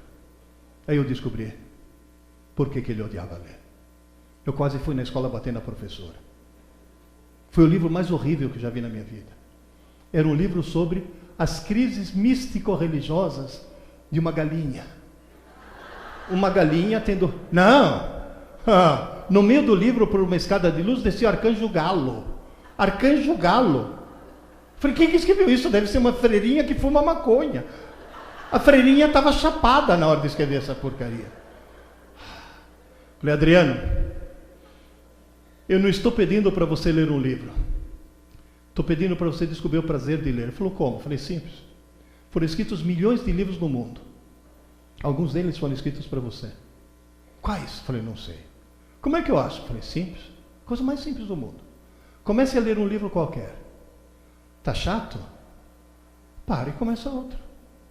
Para. Falei: para. A tua tarefa não é ler um livro. A tua tarefa é descobrir o teu livro. Se está chato, não é teu livro. Pô, e se outro for chato? Para e começa outro. E se for chato? Para e começa outro. E se for chato? Para e começa outro. Sabe qual é o risco? Depois de fazer isso 4, 5, 6 vezes, você vai ter a falsa sensação que todos os livros do mundo são chatos. Não é verdade, você vai achar o teu logo. Livro, filho, é que nem namorada. Tá chata? Troca. Ou que nem namorado, se for chato, troca. Ou marido também, viu?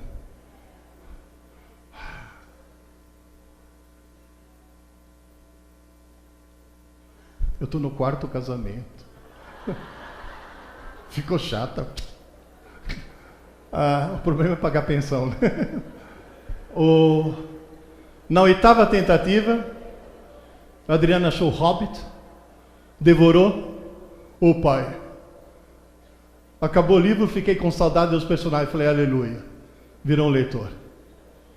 Pai, eu falei: se você está com saudade do personagem, lê a continuação. Tem continuação? Eu falei: tem, O Senhor dos Anéis. Compra para mim. Vocês imaginam a emoção de um pai que eu vi seu filho semi-analfabeto, eu pedi para comprar um livro. 3. Logo em seguida, depois do Senhor dos Anéis, As Brumas de Avalon, As Aventuras Completas de Sherlock Holmes, O Fim da Infância de Arthur Clarke. Note uma coisa: o mesmo Arthur Clarke que me fascinou com 9 anos de idade nas Areias de Marte, fascinou Adriano com 15 no Fim da Infância. A trilogia da Fundação do Isaac Asimov. Posso fazer uma pergunta? O Adriano realmente odiava ler? Ninguém odeia ler. O coitado odiava a maldita galinha. Como tem cara que diz odeia ler, você vai ver, ele odeia Iracema. Percebe? Ou Memória de um Sargento das Milícias. Gente, eu falo para os professores de literatura: comece com Harry Potter, você chega em Machado de Assis. Começa com Machado de Assis, você não vai chegar em lugar nenhum. O Adriano hoje lê que nem um louco, se formou em administração de empresas e é diretor de uma editora. Inclusive ele é meu editor. Tamanho amor que ele pegou pelos livros. E quem lê, imagina tudo.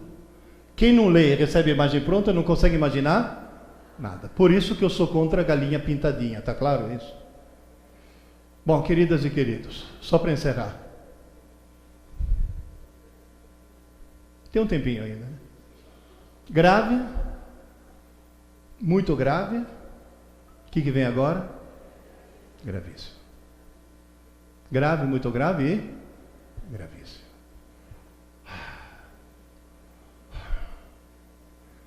Um aluno meu, do cursinho lá de São Paulo, foi aprovado em um dos vestibulares mais concorridos do Brasil.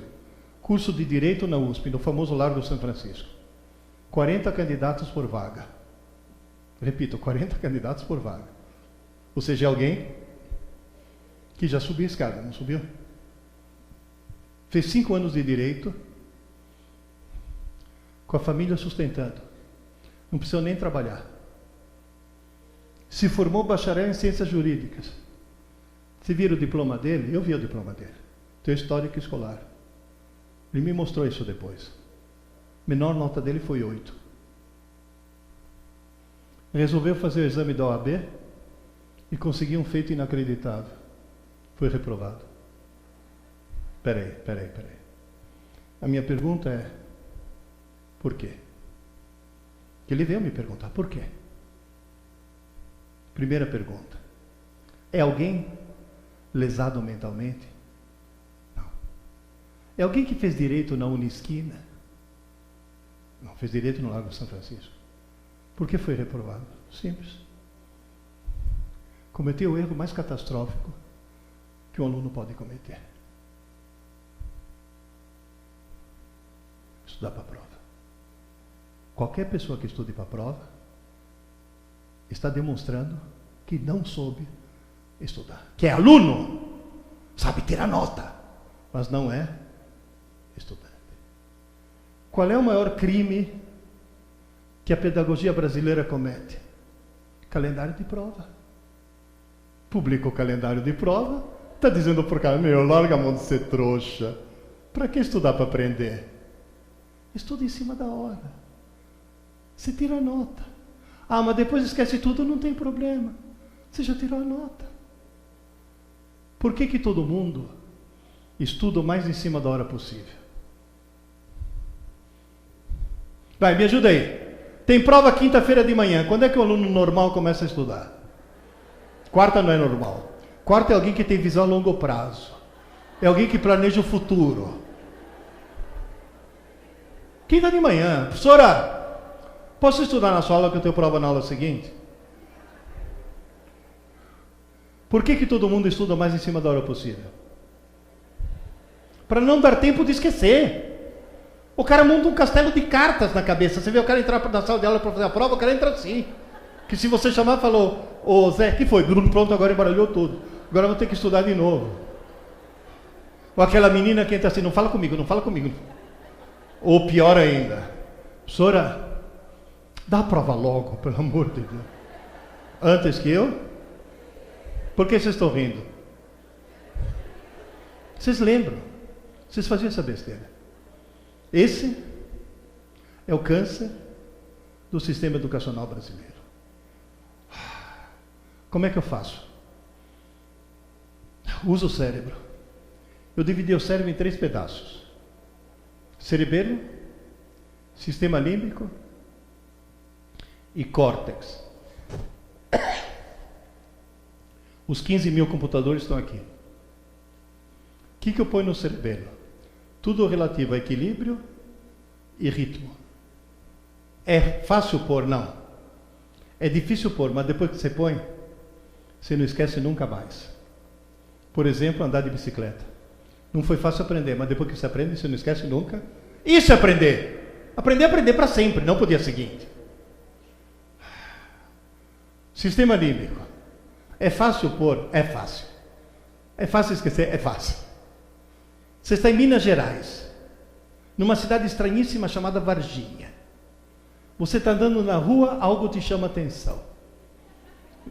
Se chama atenção, na mesma hora vai para o sistema límbico. Cuidado. Se parar de chamar atenção, algum tempo depois, como se nem tivesse estado lá. Quanto tempo fica retido? Segundos? Minutos? Ou até horas? Jamais dias. Não sobrevive a uma noite de sono. O que eu falei no começo? 24 horas. Aí como é que eu faço para sobreviver? Tem um truque. Qual é o truque? Tenta imaginar, por exemplo, que quando você era criança, uma professora chegou para você e falou: para de falar que aranha é inseto. Inseto tem 6 patas, que nem a formiga. Aranha tem 8, é aracnídeo. O que são aquelas informações importantíssimas na vida de uma pessoa? Eu me lembro que eu nunca mais fui eu mesmo depois que eu descobri que aranha não é inseto. Agora atenção. Essa informação foi recebida na aula. Na aula, você é aluno ou é estudante? Aluno. Então ela vai para o sistema límbico, está condenada a desaparecer. Mas tem um truque. Se a informação é recebida como aluno, se no mesmo dia, vou repetir, no mesmo dia, for trabalhado ativamente como estudante, se é estudante, quantas pessoas tem aqui? Uma. Se ativamente, o que ela tem na mão? Lápis. No mesmo dia, na hora de fazer a tarefa, a lição de casa, vocês chamam aqui de tema, né? Aqui na hora de fazer o tema, a lição de casa, ela pega o lápis, o caderno e começa 1, 2, 3, 4, 5, 6. Formiga, 6 patas. Aranha, 1, 2, 3, 4, 5, 6, 7, 8 patas. Formiga, inseto. Aranha, aracnídeo. Quem está fazendo isso agora, depois da aula? É aluno ou estudante? Agora, por quê? No mesmo dia. Por quê? Aquilo que você trabalhou como estudante, naquela noite, durante o sono, e só durante o sono, é transferido para o córtex, e amanhã de manhã, quando você acordar, daqui já sumiu, mas aqui vai estar lá para sempre, tanto quanto andar de bicicleta. Queridas e queridos, durante o dia, tudo entra no rascunho. A atividade elétrica do teu cérebro é muito intensa, porém, conforme você vai adormecendo à noite, ela cai quase a zero, é o chamado sono profundo ou sono sem sonho. Nesse momento você tem o nível de inteligência de uma beterraba em coma. Zerou o QI. De repente, começa uma grande atividade chamada sono REM. Rapid Eye Movement. O olho começa a pular embaixo da pálpebra. Começou a manutenção. Já já eu mostro que manutenção. Tem até solda. O que foi considerado irrelevante vai para o lixo. O que foi trabalhado como estudante vai para o HD, para o córtex. E depois de 4 episódios REM, você acorda e a informação vai estar lá para sempre. 4 episódios REM significa dormir 8 horas por noite. Qualquer criança que fique até 3 horas da manhã se imbecilizando no computador, além de apresentar os sintomas de hiperatividade, blá, blá, blá, está cometendo um crime contra o seu próprio cérebro. Levanta a mão quem lembra de TV preto e branco. Cobertores Paraíba. Alguém lembra do menininho com a vela? Tá na hora de dormir. Sabe que horas passava? 8h30. Criança tem que estar na cama às 9, ponto. Ponto. Não discuta. Por favor, olhe o que acontece no pedacinho de cérebro onde você trabalhou a aranha na lição de casa e depois dormiu.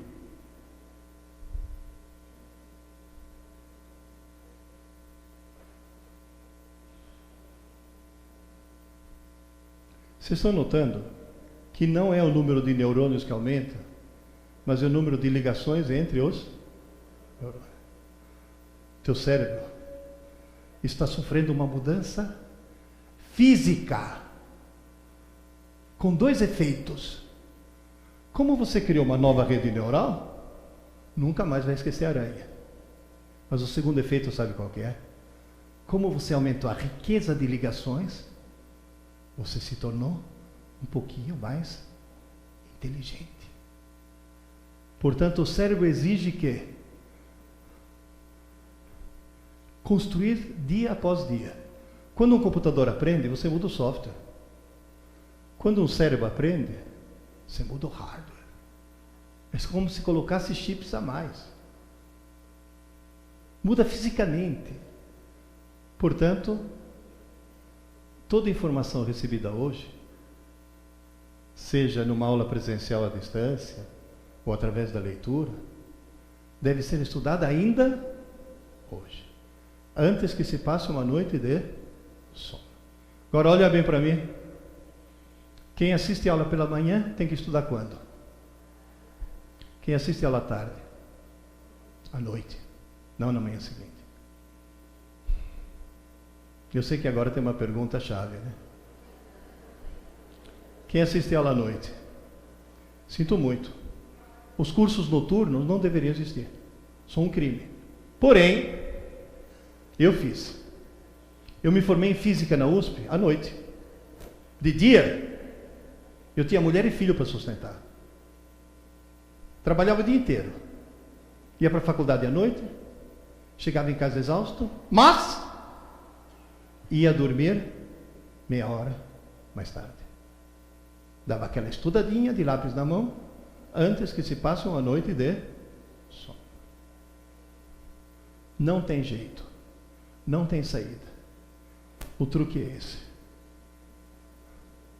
Portanto, o truque qual que é? Assistir a aula para entender, fazer o tema para aprender e dormir uma boa noite de sono para fixar. E o idiota esqueceu de desligar o celular.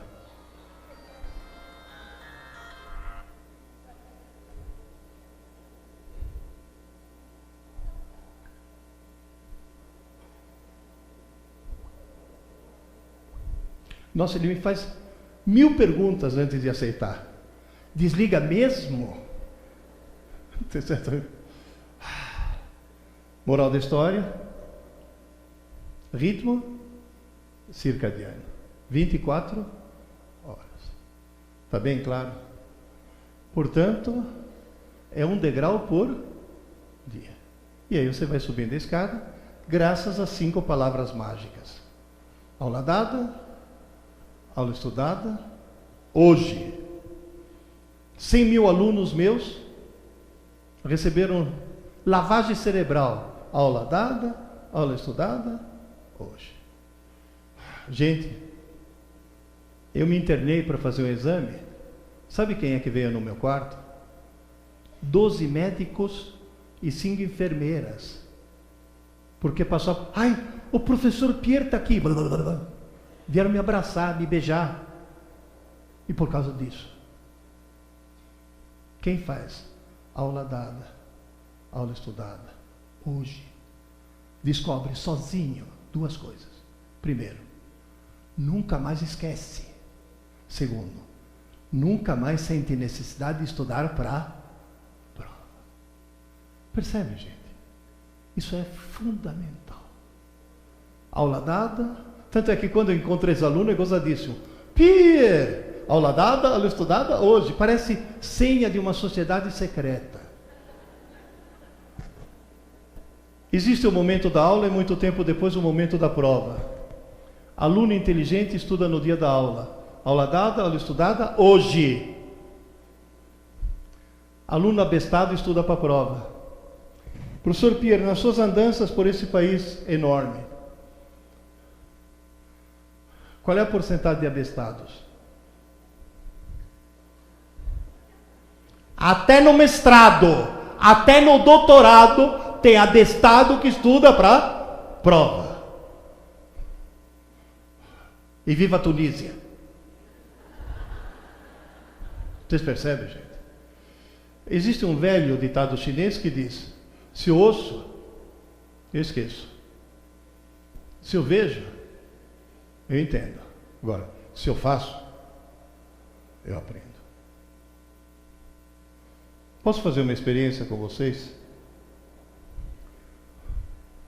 Por favor, com a mão direita, segura o nariz.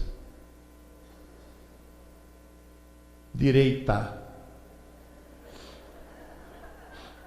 Com a mão esquerda, segura a orelha. Perfeito. Bate. Do outro lado, mão esquerda, orelha. Bate. A revisão. Mão direita, orelha. Bate. Mão esquerda, orelha. Bate. Entender. Vocês entenderam. Será que aprenderam? Começamos com que mão?